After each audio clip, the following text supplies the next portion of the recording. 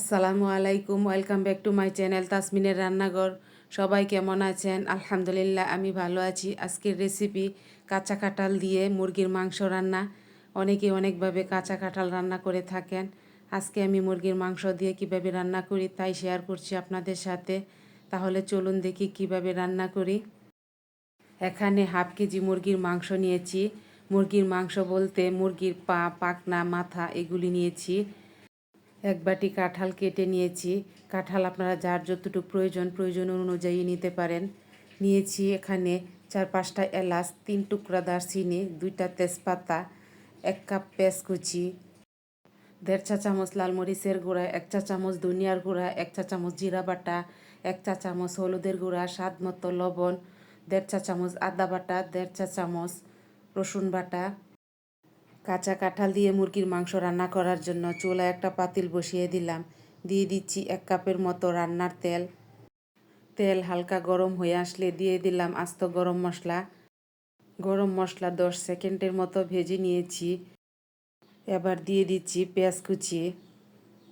পেঁয়াজ কুচি নেড়ে চেড়ে লাল করে ভেজে নেব। পেঁয়াজ কুচি খুব বেশি লাল করে ভাজবো না। পেঁয়াজ ভেজে নিয়েছি। দিয়ে দিলাম আদা রসুন বাটা। আদা রসুনের কাঁচা গন্ধটা চলে যাওয়া পর্যন্ত আদা রসুন ভেজে নিচ্ছি। দিয়ে দিচ্ছি মশলার উপকরণ। মশলার উপকরণগুলো তেলের মধ্যে 15-20 সেকেন্ডের মতো ভেজে নেব।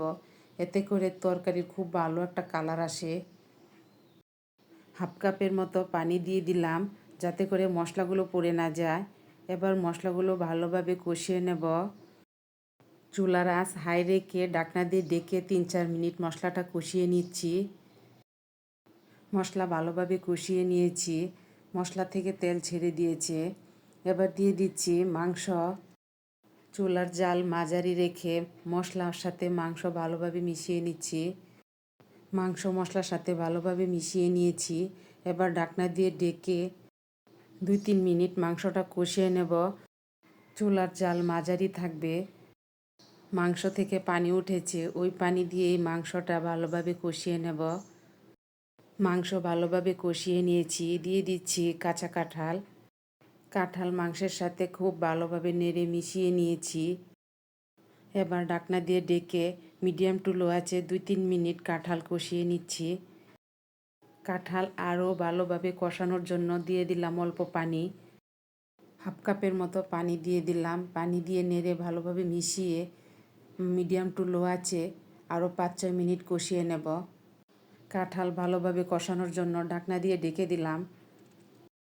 কাঁঠাল মাংস ভালোভাবে কষিয়ে নিয়েছি। একটু ভালোভাবে নেড়ে দিয়ে দিচ্ছি পানি। এখানে মোট 2 কাপ পানি দিয়েছি। কাঁঠাল মাংস ভালোভাবে কষিয়ে নিয়েছি, তাই 2 কাপ পানি দিয়েছি। এর থেকে বেশি পানি দেওয়ার দরকার নেই। 2 কাপ পানি দিয়েই ভালোভাবে সিদ্ধ হয়ে যাবে। এবার ডেকে দিয়ে 8-10 মিনিট মাঝারি আঁচে রান্না করব।